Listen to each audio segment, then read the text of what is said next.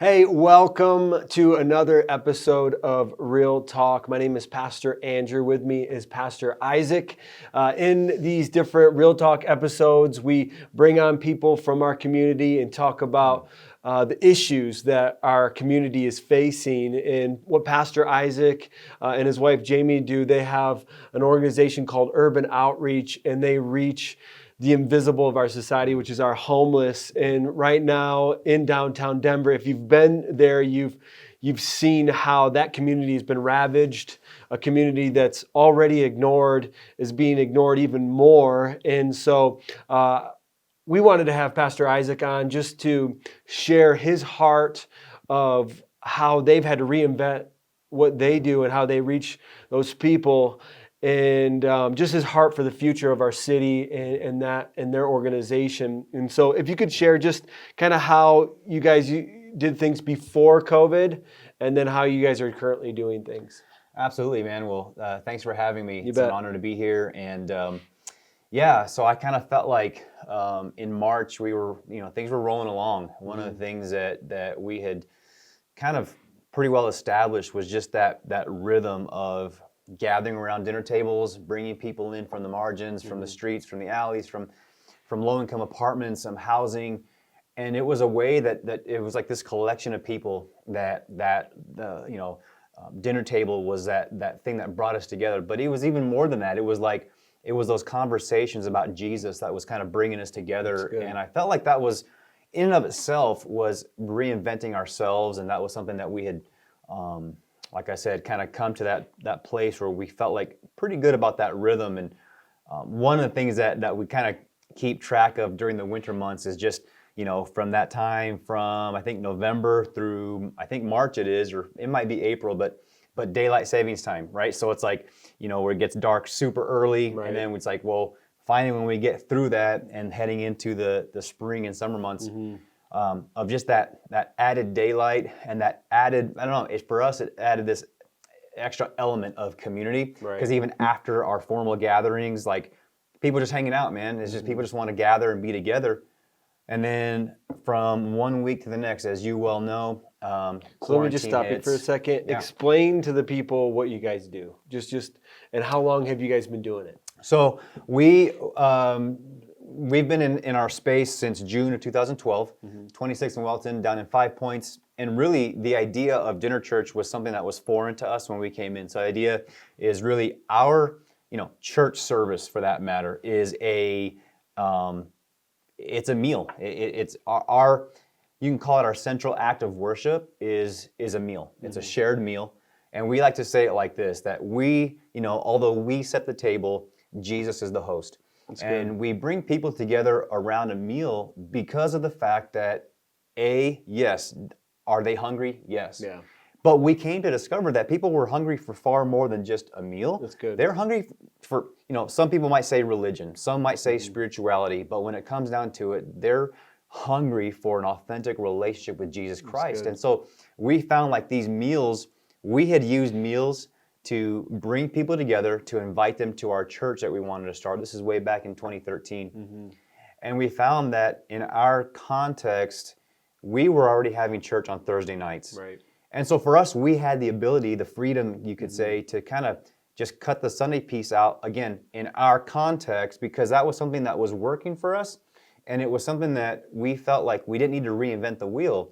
So when we came back after the fact and realized we were having what was called dinner church. So we had to learn a lot about that. And we kind of felt like we had just kind of, finally wrapped our brains around what dinner church is and why does it work. And so there's these elements of church that are at dinner church. We have the mealtime. We have these conversations about Jesus. He is being proclaimed, right? You preach. I preach, and about 10 minutes. About 10 minutes. We call it the Christ story. And it's a time where, again, you have the backdrop of there's been live worship happening as people are eating.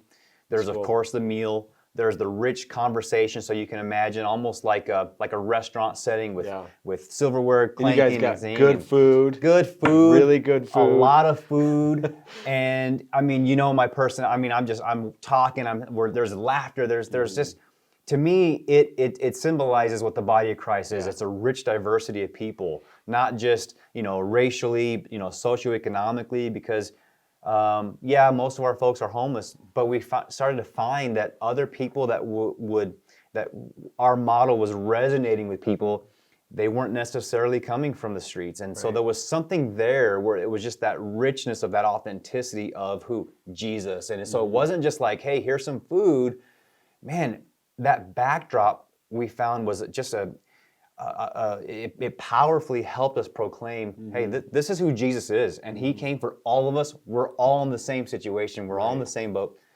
So that was working for us. And what I love is that Urban Outreach is a melting pot of different races and different types of people. It's just this great melting pot, right? I mean, it's downtown. It's 5 Points. And so that's a melting pot in itself.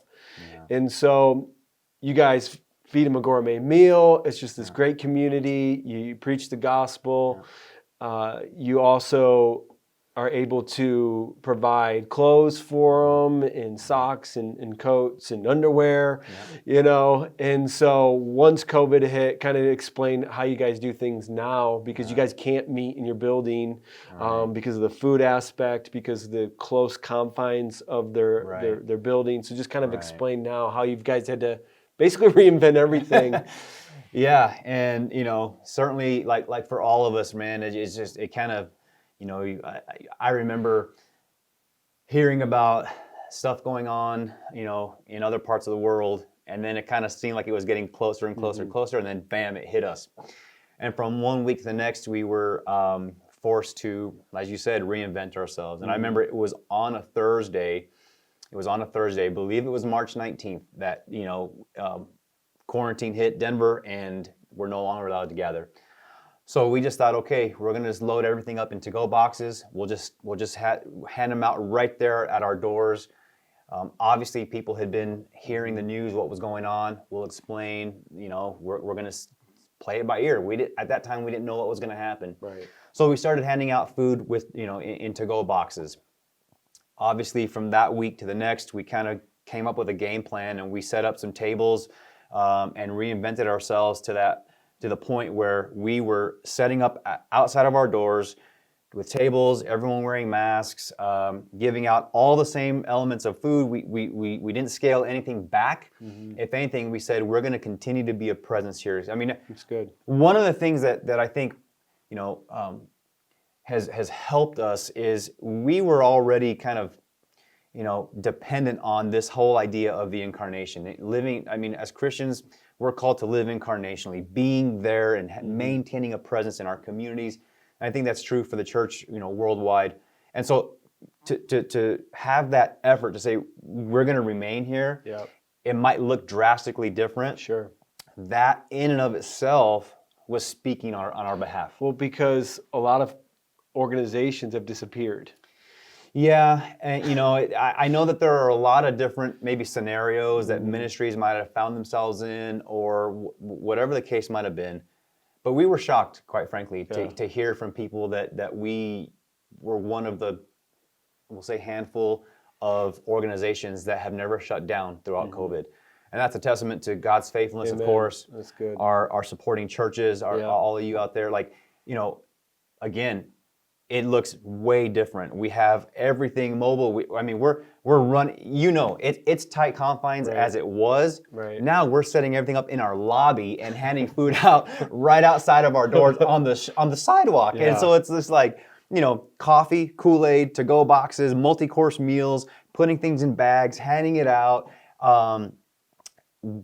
But that is just incarnational living. We feel like it's just like one of those things where it speaks to, through thick and thin, highs and lows, man, Christ is with us. Yeah. And I think that as we've been able to maintain that presence, boy, has it just opened up, as you said, melting pot. A lot of people come from a lot of different backgrounds. So then with this pandemic that's been going on, people come with their questions, man. Yeah.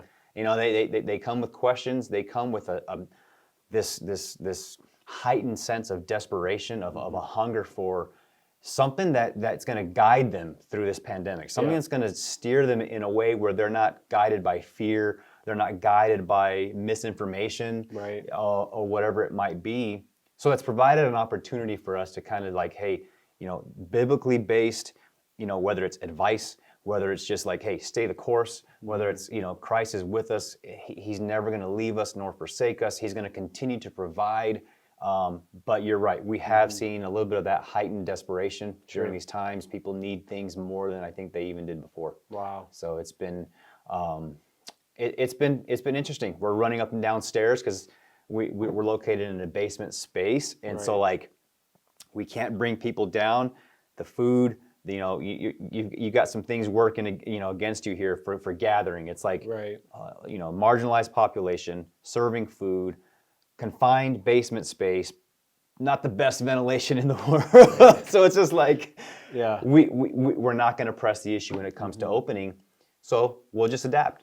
And, we're running up and down stairs, God knows how many times every night, getting people socks, underwear, pants, shorts, t-shirts, I mean, you name it. And, those things, we've seen an uptick in people's gratitude. That's awesome. People that never used to express gratitude are just like, hey, thank you guys for what you do. Like, thank you for staying. Like, we've heard so many other places have closed, and you guys are one of the few that has never shut down during this pandemic. And I was shocked, but it speaks to, it's helped us do the thing that we want to do the most, preach the gospel. That's awesome. That's it. So let's talk about something that we talked about earlier today, is that if you go downtown, and actually everywhere, there's this tension, right? There's actually tension in everywhere. There's tension in Walmart now. You know what I'm saying? Like, you can't go anywhere with it. But specifically in downtown cities, there's a lot of protests. There's a lot of things happening. There's rioting that's going on. You guys had to board up your windows. Just talk about embracing the tension and some of the things that you guys have been able to talk about through the tension, because there's just this spiritual tension that's happening all across our country. Right.